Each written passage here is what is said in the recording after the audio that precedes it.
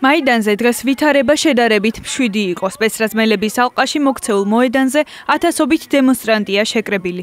ისინი მაიდანის დატოვებას არ აპირებენ. სამართალდამცველებს დემონსტრანტების მისამართით წყლის ჭავლი ჰქონდათ მიშვერილი. ისინი კი საპასუხოდ ქვებს უშენდნენ. ხელისუფლებამ კიევის შესასვლელები გადაკეტა, გათიშა მეტრო, რათა მაიდანის მონაწილეებთან მხარდამჭერები ვერ მივიდნენ. უკრაინის თავდაცვის მინისტრმა დაადასტურა, რომ კიევში სამხედრო ობიექტების დასაცავად სადესანტო ქვედანაყოფები გაგზავნა. დღის მეორე ნახევარში პრეზიდენტმა მოსახლეობას მიმართა.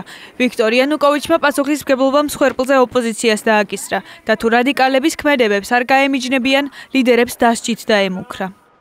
ოპოზიციის ლიდერები ყველა საზღვარს გადავიდნენ, როდესაც საკუთარ მომხრეებს იარაღის აღებისკენ მოუწოდეს. ეს კანონდარღვევაა და ეს ადამიანები უნდა გასამართლდნენ. ისინი მოითხოვენ, რომ მთელი ძალაუფლება ოპოზიციას გადაეცეს, ხალხის მანდატის გარეშე, კონსტიტუციის დარღვევით.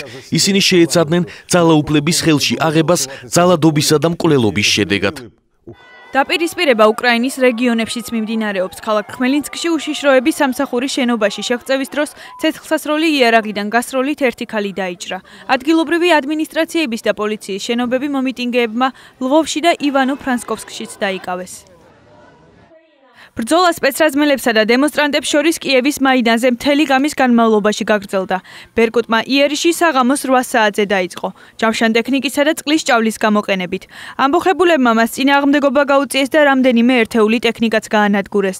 რამდენიმე შეტევის შედეგად სპეცრაზმელებმა ბარიკადების გარღვევა და მოედნის ცენტრის ალყაში მოქცევა შეძლეს. მომიტინგეებმა მაიდანის დასაცავად ცეცხლის რკალი შექმნეს. ხანძარი გაჩნდა პროფკავშირების სახლში, რომელშიც ოპოზიციის შტაბი იყო განლაგებული. მთლიანად განადგურდა. სულ 18 თებერვლის შეტაკებების შედეგად არსებული მონაცემებით 25 ადამიანი დაიღუპა, მათ შორის ერთი ჟურნალისტი და 9 სამართალდამცველი. დაღუპულ სამოქალაქო პირებს შორის ერთი საქართველოს მოქალაქეა. დაშავებულთა რიცხვმა 1000-ს გადააჭარბა. ოპოზიციის ლიდერები გვიანღამით ვიქტორ იანუკოვიჩს შეხვდნენ, თუმცა მოლაპარაკებებმა შედეგი ვერ გამოიღო. ვიტალი კლიჩკოს განცხადებით პრეზიდენტმა ოპოზიციას მაიდანის დაცლა მოსთხოვა. მოგვიანებით იანუკოვიჩმა საკუთარი მიმართვა გამოაქვეყნა, რომელშიც აქტივისტებს დანებებისკენ მოუწოდა. ოპოზიციის ლიდერებს კი სასჯელით დაემუქრა იმ შემთხვევაში, თუ ამბოხებულებს არ გაემიჯნებიან.